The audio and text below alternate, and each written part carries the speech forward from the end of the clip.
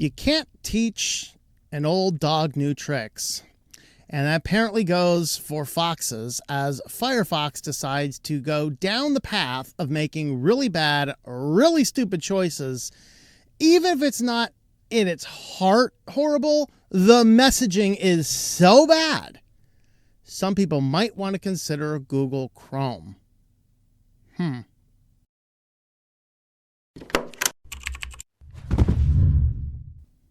Welcome back to Switch to Linux. If you like this type of content, please feel free to subscribe to the channel, leave us a like and a comment down below. And today we do want to talk about Mozilla introducing a terms of use, which does indeed sound, well, kind of like it sounds. And they've already had to bring in clarity. I think they released this statement yesterday and they've already updated it. They haven't changed their official words on their policy. They've just clarified it in their blog post. So let's see what in the world is going on and talk about this a little bit. So Mozilla is introducing terms of use. In fact, I think they updated it since I read the article just a couple hours ago. So, of course, they have a new leader change, and they've announced users of Firefox will soon be subject to a terms of use policy. So although we've historically relied on our open source license for Firefox and public commitment to you, we are building in a much different technology landscape today. We want to make sure these commitments abundantly clear and accessible. And so what they're doing is introducing a terms of use. They say the official terms of use, Mozilla argues, will offer users more transparency over their rights and permissions as they use Firefox to browse the information superhighway as Mozilla's rights to help them do it. This is an excerpt. So this is an excerpt from their new terms of use page, which is just released, I think as of 2 days ago. You gave Mozilla all rights necessary to operate Firefox, including processing data, as we described in our Firefox privacy notice, as well as acting on your behalf to help navigate the internet. When you upload or input information through Firefox, you hereby grant us a non-exclusive, royalty-free, worldwide license to use that information to help you navigate, experience, and interact with online content as you indicate with your use of Firefox. Oh, really? That's exciting. This update here is brand new. I have not read this update, although it's probably the same exact text as the update from this article here, but let's have a look. We'll look at that in a moment.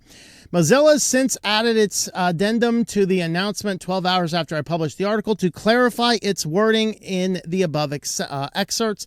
It says it needs a license to allow us to make some of the basic functionality of Firefox possible. Without it, we couldn't use information you typed into Firefox, for example. It does not give us ownership of your data or a right to use it for anything other than what is described in the privacy notice. So you see already the problem here with Firefox is we're doing this according to this notice, according to this notice, according to this notice. I have 3 notices up on my page, and I don't even think that's all of them. I pulled up the accessible use policy, the privacy notice, and the new terms of use. I think that there is another one out there somewhere as well. So you can see that it basically... Okay, one other thing to point out here. This, according to Firefox, applies to the executable binaries. And I'm not a programmer to know the exact precise meaning of that, but to my understanding, if you are downloading it to use in a ready use fashion, it will include this. It does not, they say, include the source code, which means any distribution which is taking the Mozilla data and packaging it inside of their distribution, then that would not apply. But it might apply in any Ubuntu system. Since Ubuntu is going to a snap, which is officially published by Mozilla, that would probably apply. Since Linux Mint abandoning the snap nonsense, using the main repository offered by Mozilla to streamline the process, that could apply unless they are specifically changing and altering that code, which I'm not sure they are. But any other distribution which is taking the Mozilla code, making slight alterations like Linux Mint used to do, and then pushes out its own version, this would not apply to those distributions. So I'm thinking Arch probably does that, and Debian probably, although Debian typically uses the ESR version of Firefox. So there are some more questions to dig further about it. But the point is here is that Firefox is doing, even if this isn't horribly bad on its surface, obviously, if I'm going to get on the internet, I'm going to have to type something in just to be able to see the data that's coming back. That's kind of what they're getting at. But the language itself could be tweaked a little bit more. I'm going to look at the second block of the paragraph here. When you upload or input information through Firefox, you hereby grant us a non-exclusive, royalty-free, worldwide license to use that information to help you experience, navigate, interact with online content as you indicate with your use of Firefox. You see, that is way too broad. They should change that to say, you grant us the ability to use the information to gather the information and send it back to you in your instance. Okay, that's not nearly as broad. Legally massage it, of course, but that is certainly the issue. So then he kind of goes into some of the other things. Of course, we talk about various blunders. We also mention here, they say this only applies to the executable code version of Firefox. I don't know if that just means the .exe or if that means the version that you get if you're just using the repositories that Mozilla offers to the Linux. It does not apply to the source code, which means downstream forks are unaffected. That would be the Tor browser. That would be LibreWolf. That would be Firefox. That would be the Mulvad browser. Anything else that comes downstream from Firefox is also not involved here. But the big challenge that we see is they're utilizing the same nonsense that we're starting to see all the rest of the corporate world, the reason that half of us have came to Linux to avoid. And so that really is what the issue is. Now, here's actually their blog post. Again, yesterday, they've already updated it. We've seen a little confusion about the language regarding the license. We want to clear it up. We need a license to make some of the basic functionality work. Without it, we couldn't use the information typed into Firefox. It does not give us ownership of your data or a right to use it other than what is described in the privacy notice. So now we have to read through the entire privacy notice to see exactly what they can use and can't use it for. You see, this is entirely too broad once again. And then, of course, it gets to the very bottom, Mozilla, like the Godzilla of your data collection, apparently. I don't know. But we'll go ahead and dig through a little bit of that. So looking at it, they just kind of have a whole blog post. Why this? Why haven't they done it before? They say we still have our core manifesto. Security and privacy on the internet are fundamental and must not be treated as optional. The problem is they treat it as optional. We're going to look at some of the things in the privacy policy that address this. You deserve the ability to shape the internet and your own experiences on it, including how your data is used. Once again, though, they're taking this corporate approach where, hey, we are complying with the law because we're telling you what you're using your data for. Therefore, you have control. No, where is this one master button in Firefox? One master button. Boom.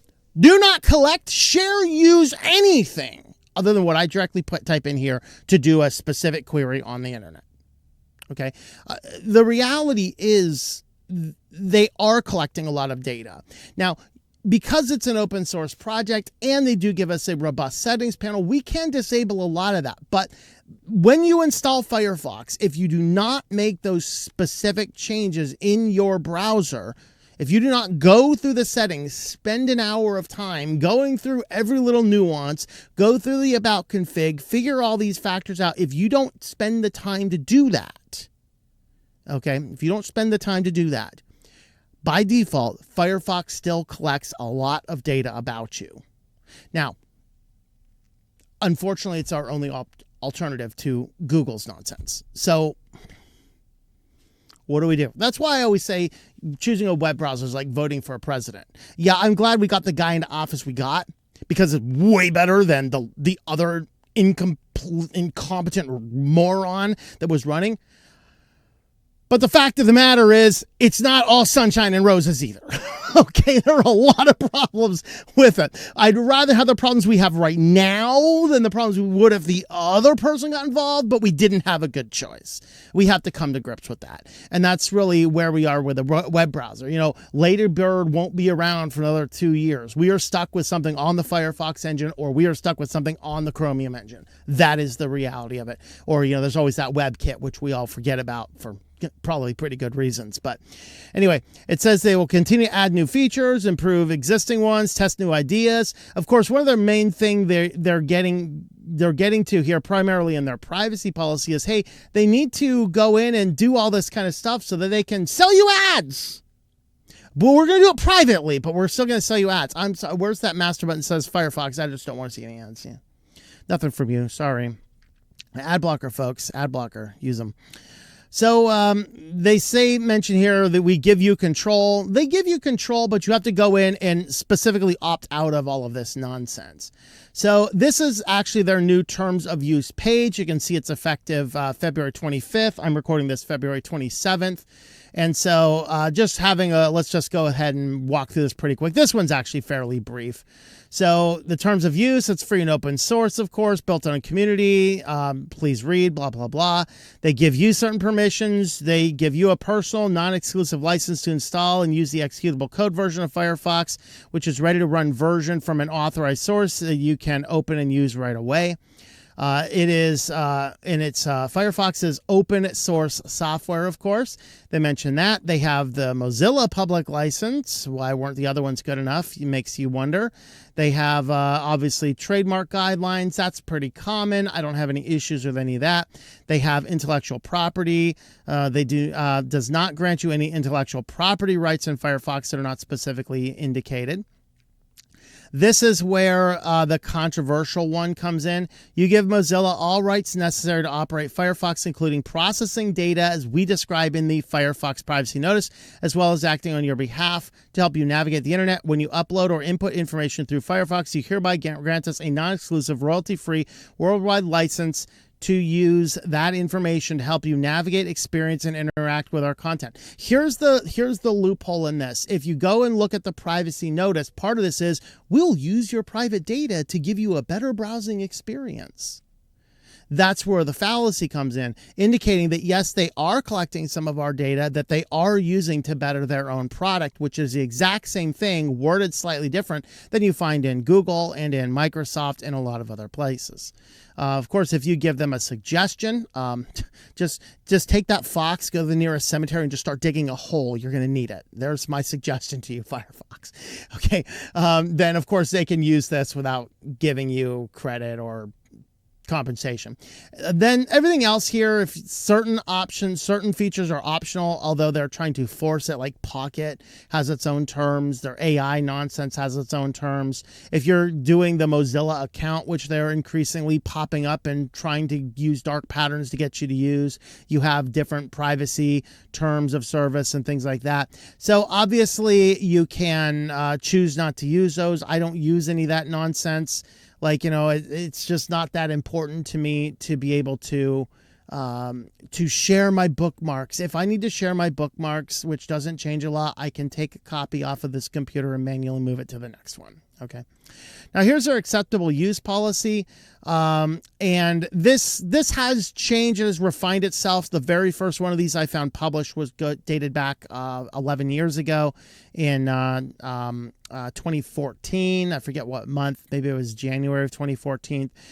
This has mostly stayed the same. The one that I think a lot of people might have a problem with under acceptable use in our modern era is degrade, intimidate, incite violence against, or encourage prejudice action against someone or a group based on age, gender, race, ethnicity, national origin, religion, sexual orientation, disability, geographic location, or other protected categories.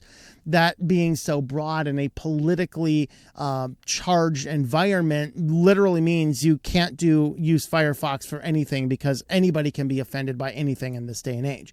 I will say, though, if you go back and compare this terms of use or acceptable use policy to their original one, This one is actually narrower in scope. The original one was extraordinarily open-ended. This one is not as open-ended. I think these paragraphs are new as well.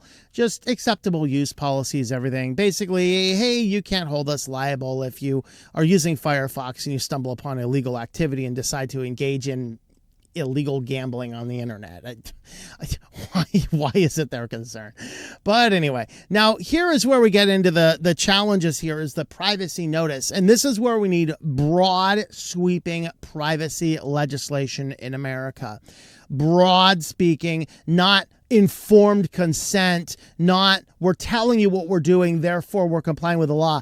I want to see a blanket law. No company may have stored any information about anybody without like an explicit paper trail. And I want that to be soft copy paper trails. I want to see like somebody is forced to track you down and put your actual signature. None of this digitally signed nonsense for the internet. We need the ability to have that much control. There should not be 15,000 companies that I've never heard of all buying and selling and profiting off of selling my data in order to make money, trying to either scam me on one end or even worse, sell ads to me on the other. I'd rather you use the data to scam me, folks. I mean, really, stop pushing me your crap. I want an ad-free life. And so far, I do a pretty good job of that. Ad blockers, folks, ad blockers. But it does say here, you're in control. The reality is Firefox does still give you a lot more options. Of course, you have to opt out of all this nonsense like, hey, we're collecting all of your data in an anonymized format to sell ads to. And you have to opt out of that? Why? I'm sorry, Firefox. You are failing at your mission. Go to that cemetery and start digging a hole. There's my suggestion. You're going to need it. Go find a big rock to use as your tombstone, because if you keep up this type of nonsense, Firefox, you're going to die. And that's a sad thing. I do not want you to die, Firefox. Come back to life, Firefox. Join us in the land of sanity, Firefox. Please. They say transparency first. How we use the data, always protected. Firefox protects from known third parties, except down at the very bottom. If you actually get into their stuff down here, they will actually go into talking about their third-party contractors. The size of my browser window has changed, and I can't find stuff as easy. But over in here, if they have somewhere down here, they have contractor information. So even Firefox is using third-party contractors in order to collect data and process data and things like that. But don't worry, guys. They have solid contracts in place to make sure that data is never inappropriately used. A contract solves the problem, folks. No, see, it's better if they don't have access to the information, but you're granting it, you're giving it. And then, of course, you're telling us that shady policies over here that, when we input information, we are granting you the non-exclusive royalty-free worldwide license to use that information according to our privacy policy, which is in many ways to give you a better product experience, which means they're collecting data and using it the same way that Google and Microsoft are. That's the reality of it. We build Firefox, our products, to give you greater control of the information you share online, the information you share with us. Privacy notice, we explain what data we process and how we process it and for what purpose. Then we explain how you can exercise those choices. Everything, they don't really explain anything. They just link out to this ever-circling pool of links that don't actually have a lot of useful information. To provide you with a Firefox browser, of course, you need to collect some basic information like technical and data settings to provide core functionality in the new Firefox browser and associated services to distinguish your device from others. Remember and respect. See, why do you need to distinguish my device from others? Oh, to sell me ads. See, but it's in their privacy policy, so they're being transparent in their privacy. That's the problem with Firefox. All right, so to give your device, distinguish your devices from others, you shouldn't be doing that. By the way, Mullvad, LibreWolf have systems in place to prevent that. That's how the Tor browser and Mullvad specifically work, is to blend your devices in so you can't distinguish your devices from others. Remember and respect your settings and provide you with the default features such as a new tab, PDF, editing, password manager, and total cookie protection. Of course, that's all stuff that they do, because their default wants to show you ads when you do a new tab. And they have to process your personal data to know what ad to show you, and they have to distinguish your device from somebody else's devices to push the correct ad. But don't worry, it's all anonymized. It's all anonymized. Then they have the translation, which worked just fine as an add-on. We didn't need to add it to the core. They have the alt text suggestions when you upload images to your PDFs. Who asked for that? There are powerful artificial intelligence-based systems. Get it out of there. There's add-ons for this crap. You should have a very lean browser that does nothing but get on the internet and allow me to modularize it by adding things in. Does this hurt my fingerprint? Yes, it does. But at the same time, it gives me granular control. Because if you don't have GPS enabled and I have to install an add-on for that, guess what? Nobody can find my location. But precise location data is something Mozilla says they collect. We'll get into that there. All right, so more details about how you can adjust it. So they have the desktop, the Android or iOS. You can collect your settings in desktop and mobile at any time. Just to kind of show you what these pages look like. Clicking in through their links, it's just taking you to just series of pages. And, there's send technical information. Of course, notice that it's turned on by default. There you go. Daily usage ping. Helps Mozilla estimate the active users. Turned on by default. Automatically send crash reports. Turned on by default. Install and run studies. Turned on by default. This is not a privacy-focused browser. That didn't even take us to a Firefox page. Oh, no, it is. It's dictionary.telemetry.mozilla. So this is how their telemetry works. This is tracking if the user has always underlined links generated. Basically, it's just a bunch of telemetry settings inside of there for their Android app. That's exciting. All right, so to adapt it to your needs, this is the part where they're collecting and processing your data. They process a variety of personal data in a way that does not leave your device, so that's good if it doesn't leave your device, such as browsing history, web form data, temporary internet files, and cookies. This means data stays on your device and is not sent to Mozilla servers unless it otherwise says in this notice. So I have to hunt through every aspect to see what's being sent. If you choose to allow it, your precise location may be processed for location-related functionality. Websites like Google Maps, this data is only accessed from your device by the website, so does not send to Mozilla. More details, including how to adjust your data. They have managing your browser data and all those types of things. Now they have the search functionality. Of course, this is stuff being sent from your browser to the search, not necessarily Mozilla, but depending on your location, Mozilla derives the high-level category for your search in a query in order to understand the types and number of searches being made. We utilize privacy-preserving technologies that Mozilla only learns that someone is somewhere performing a search without knowing who. So this is them collecting a bunch of data. If I am in Oklahoma doing a search for local gas stations, just did that. Mozilla says they are collecting information that somebody in Oklahoma did a search for gas stations. I argue they shouldn't be doing that. By default, they should not be collecting any such data. Now, that is tied probably to their new anonymized advertising data that probably if you click that button, you can turn it off. Once again, it's turned on by default. Let's see. How to serve relevant content and advertising on the Firefox new tab. That's the default, to show you advertising based on technical data, language presence, and location to serve content and advertising on the new Firefox page in the correct format, mobile versus desktop, language, and a relevant location. They collect technical and interaction data such as position, size, views, and clicks on the new content or ads to understand how people are interacting with our content and to personalize for future content, including sponsored content.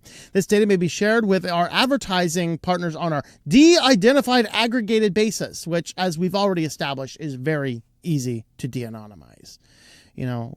how many people get some weird rare cancer that when some anonymous person just got some weird cancer, quick, check Facebook, see who's asked a prayer group to pray for the weird form of cancer. Bing! We pinned it, folks. We got it. All right. To provide Mozilla accounts, I recommend you don't use them. To provide chatbots, I recommend you don't use those. Of course, that's all turned on. I got to turn it off now. The saving grace in the chatbots is you have to explicitly set up a third-party service. So that's good. They do have a review checker. Isn't that nice? That they will babysit you and make sure that the review you're reading might be a valid review. Hey, man, I'll give you a couple bucks here if you make that say it's valid. I don't know. That's never happened before. Obviously engaging add-ons and to maintain and improve features and performance stability. So this is where they're doing studies, which is turned on by default, experimental features, which is turned on by default.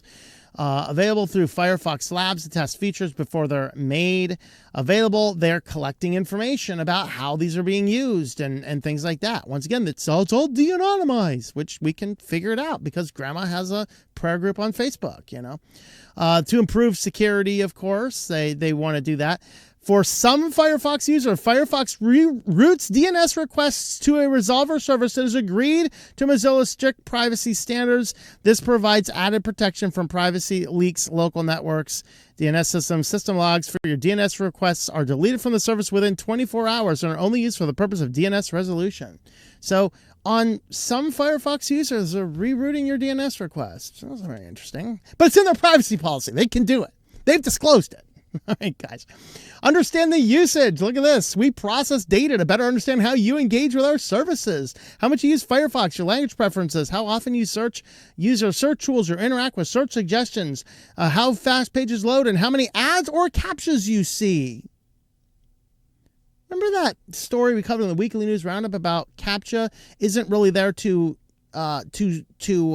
help make sure you're a human. It's really there to provide data for Google for selling ads. Interesting. So Mozilla wants to see how many captchas you see. If it wasn't for Grandma's Facebook group, they wouldn't even know who it is. But, it's too easy to figure out who somebody is on the internet. And, of course, to market the services, here's the pseudonymize, de-identify, or aggregate data as part of our activities outlined as understanding usage, measuring, and marketing. We create synonymous, de-identified, aggregated, or anonymized data. Or? Okay. Pseudonyms or anonymized data. Shocking. Is it anonymized or is it a pseudonym? I don't know. I don't think they know either. It somehow is connected to that device ID on your phone. Yeah? All right. We use technology that is appropriate to the circumstances, including identifier removal, OHTTP or DAP. These will help prevent data from being linked to you. In some cases, we may share the data. If it wasn't for Grandma's Facebook page, we wouldn't know who it is. All right. Of course, to communicate with you, please don't.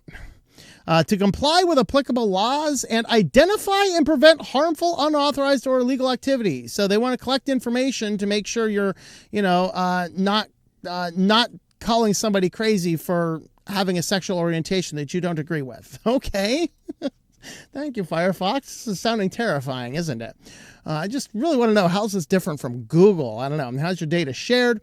So authorities, of course, valid legal processes. If you're like, Malvad VPN, they go in, we want information. Sorry, we don't have it. You can search our servers all you want. Mozilla, oh yeah, hold on. We gotta check the pseudonyms. It might be anonymized. It might just be a pseudonym. Hold on. Let me check that. Where's it from, you say? All right. Because they're collecting data. If they had no data, law enforcement come pound on their door all you want. Dude, we don't got data. We don't collect anything. But they do. They do. Researchers, of course, we all must do our parts, engage in unauthorized human experiments on ourselves. When we are fulfilling our mission of being open, we sometimes release information to make our products better and foster an open web. When we do so in a de-identified or aggregated format. There's that synonym again. that crazy guy screaming into a computer to rest area in Oklahoma, man. He's all after it. Right. Mozilla controlled entities and successors, of course. They get all the stuff. And if Mozilla decides to go belly up and sell to Google, guess what? Google now owns all the data. Isn't it awesome? How long is your data kept? 25 months. They keep data for 25 months, sometimes longer, but 25 months is the standard. Of course, your rights is to know what you have. You can request information, request the portability, make any corrections. A lot of this applies if you've created an account, if you've interacted with them enough to create an account. Then they have your choices. You can update your data collection. Firefox provides the global privacy control. What happens with international data transfers? Of course, Mozilla is United States. What happens over there? And then there's changes, of course, and then they are defining types of data here. Technical data is basically your browser footprint. You know, this is the thing that as of last week, Google now allows people to use to target you more closely with advertising. So Mozilla is even collecting this. The hardware you're accessing the service from, such as your desktop, smartphone, or tablet, its configurations and its connection, device type, operating system, IP address, and ISP. This is where I gotta say the VPN would help you out. Interesting. Firefox isn't supposed to be collecting this data. They have the settings, your preferences in their settings, of course.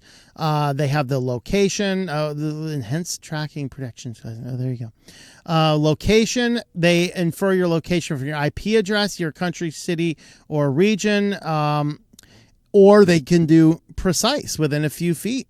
Precise location. There's language preferences, unique identifiers, system performance data, interactive, browsing data, search data, content, and contact data.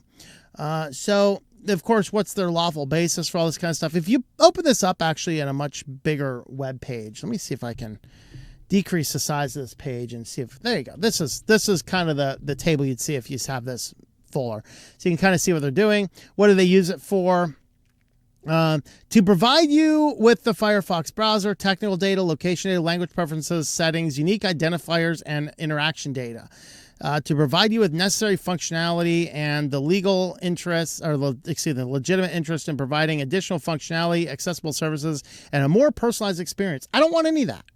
I want the raw web. I do not want a personalized experience. I don't want some algorithm showing me what it thinks I want to see. I want to see a raw experience. Okay, adapt Firefox to your needs, any form of data type to adapt. Like, it will collect anything other, precise location, browsing data, anything, just to adapt Firefox to your needs. Great. To provide and improve search functionality, to serve relevant content and advertising on Firefox's new tab. No, I don't want any of it. Then this is all for accounts, so you want to check those. This is for using the AIs. And then to provide review checker, including serving sponsored content. See, I kind of joked about it earlier, but this review is legitimate. We know because they paid us money to be here. Yeah, this review is legitimate, man. That one over there, that one's not legitimate. They didn't pay us money. That's not legitimate.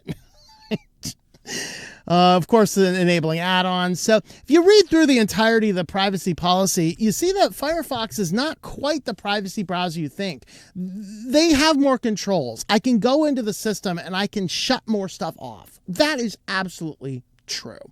However, there is a lot to be said here about collecting a whole lot of data for a lot of things. And then when they start introducing these services that say that, whenever you input data into it, they can use this non-exclusively royal-free worldwide license to use the information to help you navigate, experience, and interact online as indicated in our privacy notice. And then your privacy notice is full of loopholes that allows them to collect your data and use it in such ways to push content to you that you did not sign up for. I got on here to search for something on the internet. I did not get on here to be advertised to. And when you have things like this, it makes it sound legit. Oh, we of course have to have this in here. Otherwise, we just wouldn't have any way of actually giving you the data we're supposed to give you. I mean, come on, this makes perfect sense. However, by tying this back into the privacy notices and having a giant page. I mean, how many words is this? I mean, this is going to be an extraordinarily rough number here, but I'm actually going to figure out how many words approximately is this privacy policy here. Oh boy, it's taking a long time to paste into the document here. This is 5,000 words. That is about the average chapter in a book. But the average chapter in a book is the size of their privacy policy. And it gives them all forms of loopholes. But since it's a privacy policy and they've disclosed it, see, they're a privacy respecting organization. You just have to turn off all the stuff that is turned on by default. Firefox is making more and more and more bad decisions. They are digging their own grave more and more and more. This is a disturbing trend, I gotta say. So there is what Firefox is up to. Hopefully we've explained some of the issues and challenges. Does this mean I'm going to ditch Firefox? No, it's still unfortunately better than Google, but maybe leaning more on LibreWolf and Mullvad browser might be better approaches because that they're outside of this. And I would like to investigate further. Does this apply to Firefox installed on Linux Mint? Does this apply Firefox installed on Arch? Would this apply only to a Flatpak or a Snap or not? I mean, I don't know. I need to look into that. But those are the thoughts that I have. Let me know your thoughts. Subscribe to the channel if you've not already done so. Leave us a like and a comment down below.